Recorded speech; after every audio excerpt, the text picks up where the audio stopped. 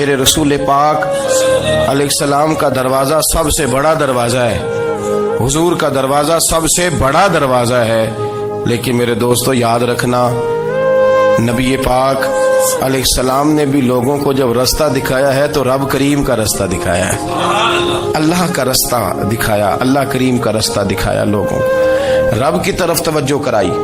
میرے رسول کریم سید عالم صلی اللہ تعالی علیہ وسلم نے لوگوں کی اللہ کی جانب توجہ کرائی اور لوگوں سے یہ کہا کہ وہ اپنے رب کریم کی جانب اپنا ذہن رکھیں، اپنی توجہ اپنے اللہ کی جانب مبذول کریں۔ میری بات کو اچھے طریقے سے سمجھیے گا، علم اللہ تبارک و تعالی عطا کرتا ہے تو اسے اللہ کی عطا ہی سمجھنا چاہیے۔ کچھ لوگوں کے پاس علم ہوتا ہے پر علم نافع نہیں ہوتا، وہ ٹامک ٹونجا مارتے رہتے ہیں ساری زندگی۔ علم کو اللہ کی عطا سمجھیں، اپنی عقل پر اپنے شعور پر زیادہ بھروسہ نہ سمجھیں، نظر اللہ پہ رکھیں۔ حضرت مولا علی شیر خدا کرم اللہ تعالی وجہہ الکریم سے کسی نے پوچھا تھا بڑا عالم کون ہوتا ہے؟ ہمارے ہاں تو اب وہ والے عالم پائے جاتے ہیں نا اللہ ماشاءاللہ، جو ممبر پہ بیٹھتے ہیں تو دعوے ہی دعوے ہیں، ممبر پہ بیٹھتے ہیں تو دعوے ہی دعوے ہیں، اس طرح کے عالم ہمارے ہاں پائے جاتے ہیں، وہ ہر بات میں دعویٰ کرتے ہیں میں یہ کر دوں گا، میں وہ کر دوں گا۔ یہ مزاج علماء کا نہیں۔ حضرت علی المرتضیٰ سے کسی نے پوچھا بڑا عالم کون ہوتا ہے؟ فرمایا بڑا عالم وہ ہوتا ہے کہ جسے مسئلے کا پتہ نہ ہو تو وہ کہہ دے مجھے نہیں پتا، میں پتہ کر کے بتاؤں گا، غلط بات بیان نہ کرے۔ امام مالک سے کسی نے کوئی مسئلہ پوچھا تو آپ فرمانے لگے مجھے اس سوال کا جواب نہیں آتا۔ ہمارے بزرگ سمجھاتے کیا ہے؟ وہ کہنے لگا آپ اتنے بڑے امام ہیں تو اس سوال کا جواب نہیں آتا۔ آپ فرمانے لگے اگر مجھے ہر سوال کا جواب آتا پھر تو میں خدا ہوتا، مجھے ہر سوال کا جواب نہیں آتا، مجھے تو اتنا آتا ہے جتنا میرے رب نے مجھے عطا کر دیا ہے۔ اپنی نظر اللہ پہ رکھیں، نکل آئیں اس معمے سے باہر کہ میں کوئی بلا ہوں، مجھے بڑا پتہ ہے، میرے پاس 6 ڈگریاں ہیں، مجھے 10 جگہ پہ تدریس کا شغف حاصل ہے، اس سے نکلیں باہر۔ قرآن مجید دیکھیے گا اللہ تعالیٰ نے ارادہ قدرت فرمایا کہ میں حضرت آدم کو بناؤں گا، پھر بنانے کے بعد فرمایا فرشتوں سجدہ کرو آدم کو، سب نے سجدہ کیا الا ابلیس ابا واستکبر وکان من الکافرین، سب نے سجدہ کیا سوائے ابلیس کے، اس نے انکار بھی کیا، تکبر بھی کیا اور کافروں میں سے ہو گیا۔ تو یہ جب اللہ تعالیٰ نے سجدہ کرایا تو کیسے کرایا؟ اللہ تبارک و تعالیٰ نے نا حضرت آدم کو علم سکھایا خود، وعلم آدم الاسماء کلہا، خود اللہ فرماتے ہیں کہ میں نے جناب آدم علیہ السلام کو تمام اشیاء کے نام سکھائے، سب اشیاء کے نام سکھائے۔ تو وہ چیزیں پھر میں نے نا اللہ فرماتے ہیں میں نے فرشتوں پہ پیش کی، میں نے کہا کہ بتاؤ ان کے نام کیا ہے، تو فرشتوں نے جو جواب دیا ہے وہ سمجھنے والا ہے۔ اللہ نے چونکہ خود علم سکھایا تھا حضرت آدم کو، جناب آدم سکھایا تھا لیکن فرشتوں کو نہیں سکھایا تھا، تو اللہ کریم نے فرمایا فرشتوں اب یہ بتاؤ ان چیزوں کے نام کیا ہیں؟ تو فرشتے کیا کہتے ہیں؟ فرشتے عرض کرتے ہیں قالوا سبحانک لا علم لنا۔ آپ کبھی یقین کریں اس چیز کی لذت لیں تو مزہ آ جائے۔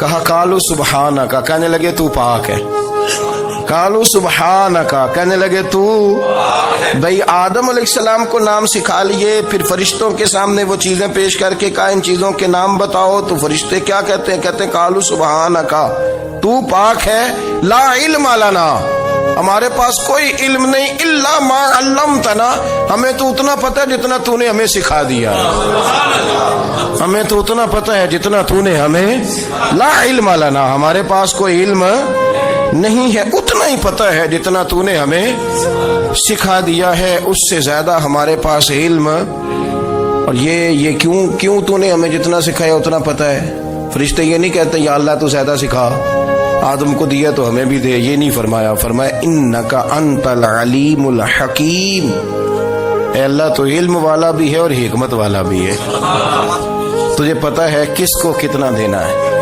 جتنا تو نے مناسب سمجھا جناب آدم کو دیا اور جتنا تو نے بہتر سمجھا وہ تو نے ہمیں عطا فرمایا۔ تو اگر آپ کے پاس علم ہے، کہیں نالج ہے، اس کو اللہ کی عطا سمجھے۔ ہمارے ہاں بہت سارے لوگ بن کے بیٹھ جاتے ہیں، میں اکثر کہتا ہوں کہ پھر وہ دعوے کرتے ہیں میرے علاقے والے جاہل ہیں، میرے شہر والے جاہل ہیں، میرے خاندان والے پڑھے نہیں. یہ آپ کا دعویٰ ہے، یہ آپ کو خراب کر دے گا.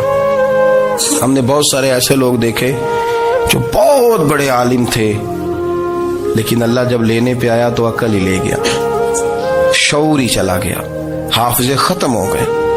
آپ دیکھتے ہیں بڑھاپے میں کچھ لوگ ایسے ہوتے ہیں کہ جن کو یہ بھی یاد نہیں رہتا کہ میرا نام کیا ہے، میں کہاں ہوں، مجھے کدھر جانا ہے. تو اس وقت سے اللہ کی پناہ مانگیں اور اپنی نظر اپنے رب کریم کی جانب رکھیں، اللہ کی جانب اپنی نظر کو مبذول رکھیں. دوسری بات، علم کے بعد ایک چیز آتی ہے جس کا نام ہے ہدایت، جس کا نام ہے تقوی، جس کا نام ہے پرہیزگاری، جس کا نام ہے عمل، عبادت، ریاضت. یہ بھی اسی وقت ہی نصیب ہوتی ہے جب میرا رب کریم نصیب فرما دیتا ہے. ہم نے نا نیکی کا اپنا اپنا سٹیٹس بنا لیا ہے، اپنا اپنا معیار بنا لیا ہے. کچھ لوگ کہتے ہیں کہ جناب مسجد میں سیمنٹ کا توڑا دینے سے بہتر ہے کسی غریب کو آٹے کا تھیلا دے دو. اب اس نے اپنا مزاج بنا لیا نا نیکی کا، اس نے اپنا سٹیٹس بنا لیا. میرا یہ سوال ہے کہ نبی پاک صلی اللہ تعالی علیہ وسلم جب مدینہ شریف آئے تھے تو حضور نے سب سے پہلے غریبوں میں آٹا تقسیم کیا تھا کہ سب سے پہلے مسجد بنائی تھی؟ کیا عجیب لوگوں کا رنگ ہے، اپنی مرضی کی ہدایت، اپنی مرضی کا تقوی، اپنی مرضی کا معیار. مسجد کوئی بڑا چھوٹا خطیب بھی میری طرح کا ہو نا تو وہ مسجد میں بیٹھ کے جب نبی پاک کی بات کرتا ہے تو کہتا ہے میرے رسول پاک غریبوں کا سہارا بن کے آئے. وہ غریبوں کی بات کرتا ہے، مسکینوں کی، لاچاروں کی، کمزوروں کی بات. تو مسجد ہی تو وہ ادارہ ہے جہاں سے غریبوں کی بات ہو رہی. تو اب لوگوں نے غریب کو اور مسجد کو لڑانا شروع کر دیا. اس کو لڑاؤ کہ مسجد میں پیسے دینے سے بہتر ہے آپ غریب کو آٹے کا تھیلا دے دیں. آپ یہ کیوں نہیں کہتے کہ مسجد میں بھی آپ توڑا دیں ایک سیمنٹ کا اور ساتھ غریب کو بھی خدمت کریں؟ یہ کیوں نہیں تقوی؟ اپنی اپنی مرضی کا مزاج، اپنی اپنی. کچھ لوگ کہتے ہیں چھوڑو جی، ساری زندگی انسان نماز پڑھتا رہے اور پھر گالیاں بھی دیتا رہے، بندہ داڑھی بھی رکھ لے اور جھوٹ بولنا بھی نہ چھوڑے. تو یہ آپ نے اپنے پاس سے تقوی کا معیار بنایا. گالی دینے کا گناہ ہے اور داڑھی رکھنے کا ثواب ہے. تو اگر آپ داڑھی رکھے ہوئے ہیں اور آپ کوئی غلطی کر رہے ہیں تو اس سے آپ کی داڑھی کا ثواب ختم. اللہ کرے آپ کو سمجھ آئے میری بات. آپ کوئی غلطی کر رہے ہیں، داڑھی کا ثواب اس سے ختم، وہ اپنی جگہ پہ قائم ہے چیز. اپنی مرضی کا کیوں تقوی کا معیار بناتے ہیں؟ تقوی کا مزاج اپنی مرضی کا نہ بناؤ. اللہ کی بارگاہ سے دعا مانگو کہ یا اللہ ہمیں ہدایت کا نور عطا فرما. اللہ تو ہمیں رستہ دکھا، تو بتا کہ ہدایت کیا ہے. تو رب فرماتا ہے اللہ ولی الذین آمنوا، اللہ مومنوں کا مددگار ہے. یخرجہم من الظلمات الی النور، وہ انہیں اندھیروں سے نکالتا ہے اور نور کی طرف روشنی عطا فرماتا ہے. اندھیروں سے نور کی طرف اللہ لاتا ہے. اللہ ولی، اللہ مومنوں کا ولی ہے، وہ انہیں اندھیروں سے نور کی طرف نکالتا ہے. ہدایت ہمیشہ اللہ کی طرف سے سمجھے. جب وہ نماز کی توفیق دیتا ہے تو اپنے فضل سے دیتا ہے، جب وہ ذکر کی توفیق دیتا ہے تو اپنے فضل سے. ہم سمجھتے ہو جی فلانا نہیں پڑھ رہا بڑا بیوقوف ہے، فلانا نہیں پڑھ رہا، تو تم کیا اپنی عقل کے زور پہ پڑھ رہا ہے؟ میں جی اللہ کے فضل سے 2 پارے پڑھتا ہوں، تو کس پہ احسان کرتے تو 2 پارے پڑھ کے رویا کر. اگر مالک تو بڑا قریب نہیں. بڑے لوگ ہیں جن کو پورا قرآن حفظ ہے پر انہیں پڑھنے کی توفیق نہیں. تو نے فضل کیا اور مجھے توفیق دے دی ہے پڑھنے. رویا کر، پڑھ کے رویا کر. راتی ساری کر کر زاری، وہ نیند اکھاں تھی توندے تے فجرے اوہی گناہگار کہاون سب تو نیوے ہوندے. مہربانی کریں، ڈریں، نیکی کریں تو پھر ڈریں، پھر احساس پیدا کریں، پھر اپنے اندر وہ کمزوری لائیں. کہیں توبہ توبہ مجھے تو پتہ ہی نہیں، تو جانتا ہی نہیں. حضرت سیدنا امام اعظم ابو حنیفہ رحمۃ اللہ تعالی علیہ کے ساتھ ایک شخص کہتا میں نے نماز پڑھی تو عشاء کی نماز تھی. یہ جو لوگ بڑے ہوتے ہیں نا، ان کے پیار کرنے والے بڑے ہوتے ہیں، ان کے گرد خوف بھی بڑا ہی ہوتا ہے، انہیں بڑا ڈر لگتا ہے، بڑی بعض اوقات آزمائش ہوتی ہے ان کی. عشاء کی نماز کہتے پڑھی تو امام صاحب نے نا عشاء کی نماز میں تلاوت کی آیتیں فَمَن يَعْمَلْ مِثْقَالَ ذَرَّةٍ خَيْرًا يَرَهُ وَمَن يَعْمَلْ مِثْقَالَ ذَرَّةٍ شَرًّا يَرَهُ فرمایا جو ذرہ برابر خیر کرے گا وہ بھی قیامت میں دیکھے گا، اور جو ذرہ برابر شر کرے گا وہ بھی قیامت میں اس شر کو دیکھے گا، اس کے سامنے آئے گا۔ تو وہ شخص کہتا ہے کہ سارے لوگ نماز پڑھ کے چلے گئے، تو امام صاحب رحمت اللہ علیہ نے اپنی داڑھی پکڑی رو رہے ہیں، کہتے ہیں وہ ذرہ برابر نیکی کا بدلہ دینے والے، وہ ذرہ برابر شر پہ سزا دینے والے میری سفید داڑھی کو دیکھ، مالک میرے ذرے ذرے سامنے نہ لانا، لوگ تو میری بڑی قدر کرتے ہیں دنیا، میں تو بڑا پہچانا جاتا ہوں، لوگ تو میری راہوں میں پھول لیے کھڑے ہوتے ہیں، مجھے بڑا نوازتے ہیں، قیامت میں رسوا نہ کر دینا، میرے لیے مشکل ہو جائے گی۔ وہ کہتے ہیں میں نے امام صاحب کا درد دیکھا، مجھے کوئی کام تھا تو میں چلا گیا، میں نے کہا کہ وہ اس وقت اللہ کے حضور حاضر ہیں تو میں دوبارہ آؤں گا۔ کہتے میں تہجد کا وقت آیا تو امام صاحب وہیں بیٹھے تھے اور ان کی داڑھی آنسوؤں سے بھری ہوئی تھی اور زور سے داڑھی پکڑی ہوئی، کہنے لگے مالک رسوا نہ کر دیں، قیامت میں رسوا نہ کر دیں۔ یار جو ہدایت یافتہ لوگ تھے وہ تو ڈرے ہوئے تھے، وہ تو سہمے ہوئے تھے، وہ تو کہتے تھے یہ اس کا فضل نہیں، اس نے بلا لیا، یہ اس کا کرم نہیں۔ حضرت بایزید بستامی کسی کافر کو دیکھتے تو رو پڑتے، کہتے مالک تو کتنا کریم ہے، یہ بے ایمان رہ گیا، تو نے اپنے فضل سے مجھے اپنے نبی کا غلام بنا لیا، وہ رو پڑتے۔ یہاں تو لوگوں کا دعویٰ ہی بڑا ہے، نمازی اللہ خیر فرمائے وہ تو دوسروں کو گھورتا ہے، وہ کہتا ہے جنت کا میں مالک کو کنجیاں میرے پاس ہیں، میں کسی اور کو گھسنے نہیں دوں گا، اور اگر 2-3 حج کر لے تو پھر تو وہ کہتا ہے کہ اب میرے سے پوچھ کے لوگ جنت میں جائیں گے معاذ اللہ، اور اگر وہ 2 4 5 7 دفعہ کوئی نفل پڑھ لے تو پھر وہ کہتا ہے چھوڑیں جی سارے لوگ بے عمل ہیں، میں اکیلا نیک ہوں۔ نہ ایسا کریں، اپنی توجہ اپنے رب پہ رکھیں، اپنی توجہ اپنے معین الملت والدین، عطائے رسول، ہند الولی، غریب نواز، خواجہ معین الدین چشتی، حضرت خواجہ اجمیر، شاہ اجمیر، والی ہندوستان، آخری عمر میں نا سارا دن روتے گزر جاتا، ساری رات روتے گزر جاتے، ذرا سی کوئی بات کرتا تو رو پڑتے، آنکھیں آنسوؤں سے بھری رہتی۔ کئی دفعہ اپنے بھی پریشان ہو جاتے ہیں نا کہ یار تو ایک بات کی جان ہی نہیں چھوڑ رہا، تو خواجہ قطب الدین صاحب بختیار کاکی سے لوگوں نے کہا کہ آپ مرشد سے بات کریں، اتنا بھی تو نہیں نہ رونا چاہیے، ہر وقت اس کے آنسو کی کریے، عاشق دا کام ہی رونا تونا، تے بنا روئے نہیں منظوری، یہ عاشق سدا ہی روندا رہندا ہے، پاویں وصل ہوئے تے پاویں دوری، ہر وقت رونے کا کیا مطلب ہے؟ تو خواجہ قطب صاحب کہتے ہیں میں قریب گیا تو میں نے پیر دبائے، میں نے کہا سونیا لوگ تو کچھ بھی نہیں کرتے، تو نے تو کمال کر دیا، 90 لاکھ آدمی مسلمان کر دیا، دنیا کچھ نہیں کرتی، تو نے 50 سال ساری رات مصلے پہ بیٹھ کے رب راضی کیا، تو شہزادہ تھا، حضور کی اولاد تھا، لیکن معین الدین تیرا ایک پلاٹ بھی نہیں، تو نے طالب علم پالے، انہیں غریبوں کو دیا، انہیں نوازا، کوئی شے نہیں تیرے پاس، ہر چیز تو نے، ساری رات روتے ہو، سارا دن روتے ہو۔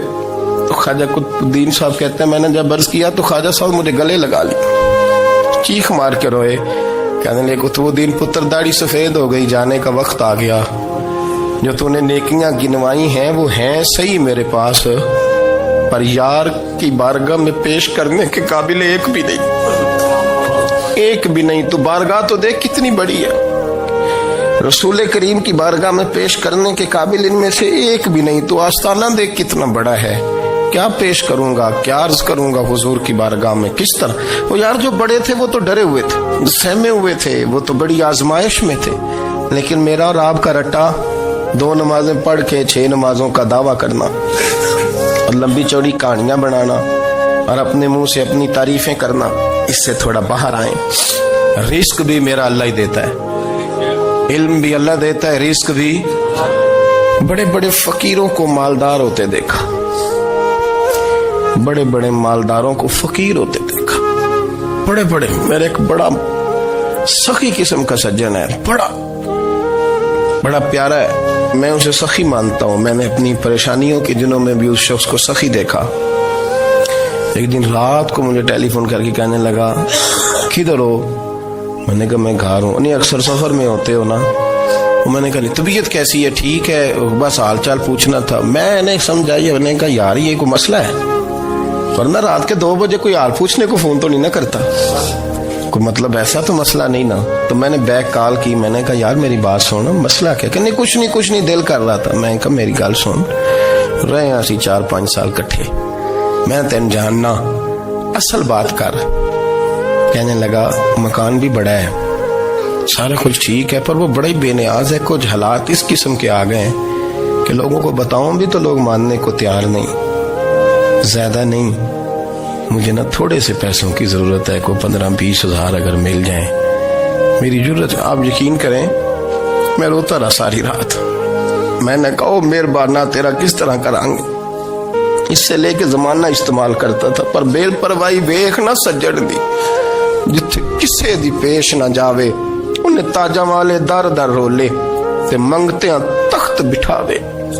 सजना किसे नु कारा मिल दई, कोई काबे खाली आवे। वल्लाहु खैरुर राज़िकीन, कहते तू दाएं बाएं ना जा, रिस्क तो तुझे मैं दूंगा, मैं हूं बेहतर रिस्क देने वाला। बड़े बड़े बादशाह, बड़े बड़े शहनशाह, बड़े बड़े लोग, हाथों में कासे, फकीरियां। उम्मे रबिया क्या करती थी, बड़ी नेक और साले खातून थी। वो कहती हैं कि मैं ना बड़े अमीर आदमी की बीवी थी, अपने शौहर के साथ छत पे बैठी थी, तो नीचे फकीर मांगने वाला आया, उसने बड़े दर्द से सदा की, तो मैंने अपने शौहर से कहा कुछ दे दे। कहा दफा कर, इन लोगों ने धंधा बनाया हुआ है। कहती मैं मेके से भी बड़ा माल लेके आई थी, मेरे माँ बाप बड़े अमीर थे, तो मैंने ना चोरी अपने खामद से नजर बचा के बाथरूम जाने के बहाने गई और नीचे जाके 5 दिनार मैंने उस फकीर की हथेली पे रखे। कहते उसने 5 दिनार देखे, फिर मेरी तरफ देखा तो मैंने उसकी आंखों में आंसू चमकते देखे। कहने लगे बीबी रब तेरा भला करे, मैं 3 दिनों का भूखा हूं। कि वो चला गया, मैं घर आ गई। जब बाहर आई तो मेरा शौहर कहने लगा तू इतनी अब इतनी तू तेज हो गई है और तू इतनी खुद मुख्तार हो गई है, मेरे बगैर पूछे माल खर्च करेगी, जा तुझे 3 तलाकें। कहती मैं बालदार और वजादार बाप की बेटी थी, तलाक लेके घर आई तो मेरा बाप टूट गया, चारपाई पे चला गया। ओहो ये क्या बन गया। कहती बड़ी तकलीफ रही। 1-2 साल के बाद मेरे अब्बा ने मेरी शादी कर दी। अब जिस शौहर के पास गई वो बड़ा नेक था, परहेजगार था, अल्लाह ने बेहतरीन सिला दिया। कहती छत पे बैठी थी, दरवाजे पे फकीर आया, मैंने शौहर से कहा कुछ दे दूं। कहने लगा 5 ना देना, 15 देना, 20 देना, मैं फकीर हूं, मैंने फक्र से दौलत देखी है, इसे खाली ना लौटाना। कहती है कि मैं नीचे गई और जब मैंने उसकी तरफ दिनार बढ़ाए तो मेरी चीख निकली, पैसे फेंक के मैं बेहोश होके गिरी। मेरा शौहर ने आके उठाया, अंदर ले गया, पानी मुंह पे छिड़का। कहने लगा तुझे क्या हुआ? कहने लगे ये जो मांगने आया ये मेरा पहला शौहर था, वही था जो कहता था कि तू 5 दिनार दे आइए, जा तुझे 3 तलाकें। पढ़ो ना हदीस पाक, मेरे नबी पाक अलैहिस्सलाम ने फरमाया एक बंदा गंजा था। गंजा कोई तरतीब आगे पीछे हो जाए तो मफहूम के लिहाज से, लेकिन मैं मफहूम उसका वाज़े करता हूँ। एक गंजा था, कोई शय नहीं थी, सर पे बाल भी नहीं थे, रोया करता था। अल्लाह ताला ने फरिश्ते को भेजा, तुझे क्या चाहिए? तो कहने लगा बाल आ जाए और थोड़ा माल आ जाए। फरिश्ते ने हाथ फेरा तो बाल भी आ गए, तो बकरियां भी आ गईं, लाइनें लग गईं, माल ही माल हो गया। दूसरे के पास गया, वो कोड़ा था, उसको जाके कहा क्या चाहिए? कहने लगा शिफा हो जाए और कुछ अल्लाह ताला आसानी कर दे। शिफा भी हो गई, गायें भी दे दी, भैंसें भी दे दी, माल ही माल हो। फिर एक के पास गया, वो अंधा था, तुझे क्या चाहिए? उसने कहा आंखें मिलने और कुछ साथ अल्लाह माल दे दे। ऊंट ही ऊंट हो गए। जब बड़ा नवाज दिया तो फिर मालिक ने इम्तिहान लेने का इरादा किया। यारी तेरी सोना है पर आजमाइशां भी तेरियां अग, आजमाइशां तेरियां, सही कह रहा हूं, आजमाइशां तेरियां, यारी तेरी सोना है पर आजमाइशां तेरियां। ये सोना परखिया जामदा ही पहलो ना लगा दे लग। अल्लाह ने फरमाया आजमाइश करो। सबसे पहले गंजे के पास आए, उसे कहा अल्लाह के रास्ते में कुछ देखने लगा, मेरे खर्चे ही बड़े, देखो तो सही कितनी मुश्किल में वक्त गुजारता हूँ, हाल ही कोई नहीं। तो उसने कहा मैंने तो सुना है तू गंजा और भूखा नंगा था। कहने लगा मैं तो जल्दी पूछती रही से आजम हूँ, तुझे किस पागल ने कहा है भाग जा? उसने कहा अच्छा जैसे तू था वैसे ही हो जाए। खेत खलियान उजड़ गए, फिर से गंजा हो गया। हुजूर अलैहिस्सलाम फरमाने लगे, फिर वो उसके पास गया जो कोड़ा था, اسے کہا کچھ دے. کہنے لگا خرچے ہی بڑے. اب پوچھ لیں کسی امیر آدمی سے, کہے گا چکی کے نیچے ہاتھ ہے میرے سے زیادہ تو پریشان بندہ ہی کوئی نہیں. کیا بتاؤں آپ کو, اتنا ٹیکس ہے, اتنا جرمانہ ہے, فلانی شے, بڑا کچھ گنواتے ہیں لوگ. اس نے کہا میں نے تو سنا تو پہلے کوڑا تھا. اس نے کہا اچھا دوڑ جا, میں تو رئیس اعظم ہوں, دادا بھی پردادا بھی اور ساری نسل ہی.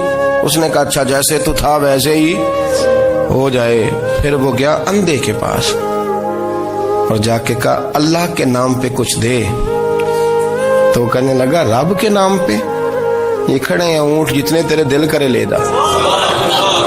اس نے کہا کیا معنی اس بات کا؟ کہنے لگا یار تجھے کیا بتاؤں, میں تو اندھا تھا, میں نے تو کبھی دنیا دیکھی نہیں تھی. پھر اس کریم نے فضل کیا تو مجھے بڑا کچھ دکھایا. میں کیا بتاؤں, میرا دل کر رہا ہے کہہ دوں کہ. پھر اس نے کعبہ دکھایا, پھر اس نے روضہ رسول دکھایا, پھر اس نے ریاض الجنہ کے سجدے دکھائے, پھر اس نے اپنے محبوب کے دروازے کی رونقیں دکھائیں. اس نے بڑا کچھ دیا, اس نے بڑا نوازا. میرے پاس تو شاید میں بدکار پرانا خادم, کسے در ملی نہ ٹوئی. واصف یار نے نظر جو کی تھی, پھر واصف ہی ہوئی. یہ تو اس کا کرم ہوا. تو یہ وہ کہنے لگا تو اللہ کے نام پہ جان مانگ, میں وہ بھی دینے کو تیار. میرے پاس تو شے کوئی نہیں تھی, مجھے تو اپنا پتہ ہے, میں تو کوئی شے نہیں تھا, کچھ نہیں تھا میرے پاس. یہ تو ان کا کرم ہے کہ رخ ان کا ادھر ہے. اور مختصر سی میری کہانی ہے, یہ جو بھی ہے ان کی مہربانی ہے. تو وہ کہنے لگا میں بھی کچھ لینے نہیں آیا تھا, تیری آزمائش ہی کرنے آیا تھا. تیری عزتیں بھی سلامت رہیں گی, تیرا مال بھی سلامت رہے گا, تیری شفا بھی. اپنی زندگی میں کبھی بھی اللہ کی بارگاہ سے توجہ ادھر ادھر نہ کریں. چھوڑیں لوگ کیا کر رہے ہیں, دنیا کیا کہہ رہی, کبھی بھی اپنی توجہ دائیں. ہمارا یہ مسئلہ بن گیا کہ ہماری سیاست ہے, ہماری دنیا داری ہے, ہم بندوں کو راضی کرنا چاہتے ہیں. ہم دیکھتے ہیں کون کس طرح, اور آپ یقین کریں آپ تھک جائیں گے, بندے راضی نہیں ہوں گے, وہ نہیں راضی ہوتے. آپ ان کو منا کے لائیں گے تو ادھر والے نکل جائیں گے, ادھر کو منائیں گے تو ادھر والے نکل جائیں گے. اس چکر سے باہر آئیں, اس رب کو راضی کریں جو فرماتا ہے ان الذین آمنوا وعملوا الصالحات سیجعل لهم الرحمن ودا. فرمایا تو ایمان لانے کے بعد نیک عمل کر, میں لوگوں کے دلوں میں تیری محبت پیدا کر دوں. رحمان لوگوں کے دلوں میں محبت ڈال دے گا. اللہ لوگوں کے دلوں میں. اپنی نظر ہمیشہ اپنے رب پہ رکھیں. اتنی لمبی چوڑی دنیا داروں سے امیدیں نہ وابستہ کریں. میں نے دیکھا ہے لوگ کاسا لیسی کرتے ہیں, کبھی اس کے دروازے پہ کبھی اس کے دروازے پہ. ان چکروں سے باہر آئیں اور اپنے رب کی بارگاہ کی طرف توجہ کریں. استغفار شوق سے پڑھا کریں. اور اکیلے میں نا, اکیلے میں حضرت رئیس المتکلمین مولانا نقی علی خان صاحب رحمۃ اللہ نے لکھا ہے کہ فرعون 500 سال حکومت کر گیا. یہاں تو 5 سال کی حکومت کی پیر لڑکھڑاتے ہیں, 500 سال. ہمارے اصل وجہ یہ تھی کہ دنیا جب سو جاتی تھی نا تو اوپر چادر لے کے تو مسلح پہ بیٹھ جاتا تھا اور ہاتھ باندھ کے کہتا تھا رب تو ہی ہے, میرا پردہ نہ کھولنا, مالک تو ہی ہے, کرم نوازی کرنا, میری پکڑ نہ کرنا. وہ بےمان ہو کے اگر 500 سال ہاتھ باندھے تو گزارا کر لیتا ہے, تو ایماندار ہے. پر مسئلہ یہ ہے کہ تو رات کو بکل مار کے ہاتھ نہیں نہ باندھتا, تو منت نہیں کرتا, تو استغفار نہیں کرتا. توبہ کریں تو بچے رہیں. وہ اتنی لمبی حکومت کر گیا چونکہ رات کو کہتا تھا مالک رب تو ہی ہے, لیکن مہربانی فرما, میری پکڑ نہ فرمایا, تو اللہ نے تو اس کو مہلت دے دی.